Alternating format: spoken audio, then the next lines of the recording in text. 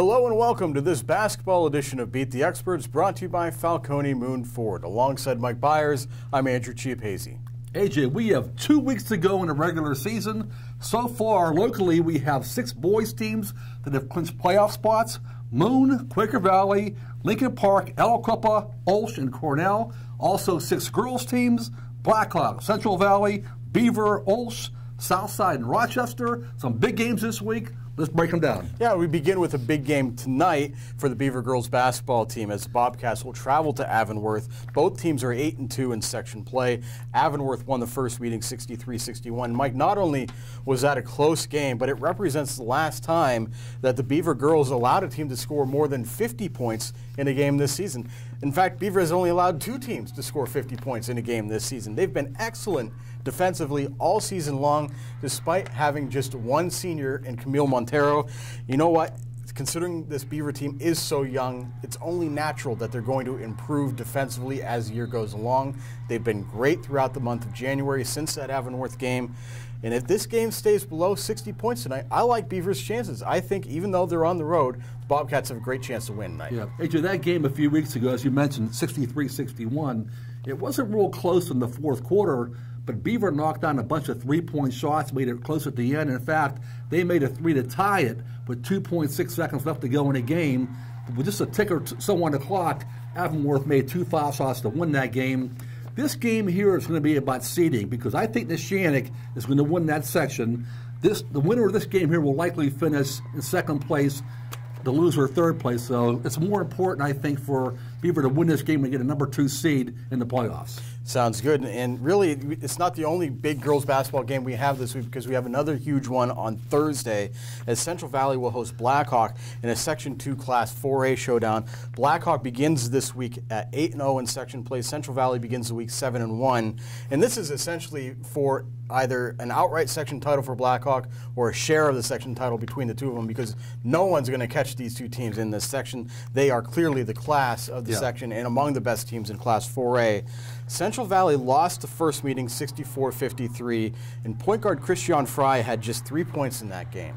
If she can be a difference maker in the rematch on Thursday night, I think that might be a huge factor because Central Valley is going to be playing in its home gym. It's not going to be on the road this time. You know Blackhawk's going to bring it. You know Mackenzie Amelia and Maddie Albach are going to be outstanding, as they always are. But Fry can be a real big difference maker for Central Valley and maybe a different result if she has a good game Thursday night. Yeah, and AJ, I think home court advantage is going to be important in this basketball game. If I'm not mistaken, didn't Central Valley beat Blackhawk last year at CV? I believe so. So they play very well at home. You know, Central Valley is a 14-1 basketball team. Its only loss was that loss to Blackhawk. That game early in the year when Blackhawk won at home, obviously they're very tough to beat on their own court. And even though the game was close after the first quarter, CV actually had a slight lead. Blackhawk blew them out basically in the second and third quarter, so I think we're going to see a very good basketball game. Should be a thriller. Meanwhile, on the boys' side, a couple of notable games Tuesday night, and let's start with Beaver Falls at Lincoln Park. Lincoln Park still has command of the section, even though they lost to Aliquippa. The Quips have in turn lost to Neshannock. So the Leopards begin this week 8-1 in section play, and Lincoln Park has done an excellent job of getting balanced scoring. It's not a rare sight to see 3 or 4 guys in double figures most nights for Lincoln Park. It's not just Keno Holmes and Isaiah Smith. Other guys have stepped up, Casey Oliver, Tanner Mathos, Andre Wilder. So Lincoln Park's got nice balanced scoring. That's not the case for Beaver Falls. The Tigers have been great because Jalen Vaughn has been great. He has at least 10 games with at least 20 points this season. As good as he's been, Beaver Falls' defense has been pretty good too. And this was a game that was tied after the third quarter the last time these two teams met. So we'll see what happens this time around. Beaver Falls is probably not the favorite, but the Tigers are much better than people think. Yeah, you know what, AJ? Beaver Falls lost its first 3 games of the season. Disappointing start, but they have gone 8-6 since then, and they are 5-3 in the section. I will say this: they played a game Sunday in one of those tournaments, either at Moon or Montour, and got handled pretty good by Stowe Rocks. So that was disappointing, but this is a conference game, a section game. I'm not sure if Beaver Falls can beat Lincoln Park, but the Tigers are real close to clinching the playoff spot. I think they're going to get eventually here. They are playing better basketball. We'll see what happens Tuesday night. Another big game Tuesday night. Quaker Valley will host Newcastle in a battle between two teams that have become very, very familiar with each other over the last few years. Not only have they been in the same section the past 3 years, but of course they've met in the WPL championship game the past 2 seasons.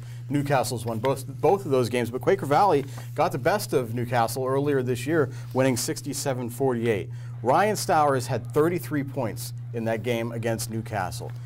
If he has a game even close to that again in Quaker Valley's hot, cramped, tiny gym, you have to like Quaker Valley's chances, because that is such a tough place to play. Even as good as Newcastle has been, I think it's going to be a huge home court advantage for Quaker Valley on Tuesday night. Yeah. Well, AJ, as you mentioned, they have a history of these two teams, and that history includes Newcastle winning in the WPL championship game the past 2 years, and actually Quaker Valley was favored in those games, if I'm not mistaken, and the Red Hurricanes still won. Earlier this year, I was at that game with Newcastle. QV won 67-48. I couldn't believe I saw a Newcastle team get beat that handily. They entered the season rebuilding. The Hurricanes lost their top 7 guys from last year. I thought they'd be really in trouble this year. A couple of days ago, they spanked Ambridge up there, and they're getting better and better and better. And right now, it's Newcastle, not QV, not Ambridge, who leads that section. Should be a lot of fun once again this week. That does it for this week's episode of Beat the Experts. You can keep track of all of our games on timesonline.com. And please join us at noon Wednesday and Thursday for the next editions of Game On. So for Mike Bires, I'm Andrew Chiappazzi. That does it for now. We'll see you again soon.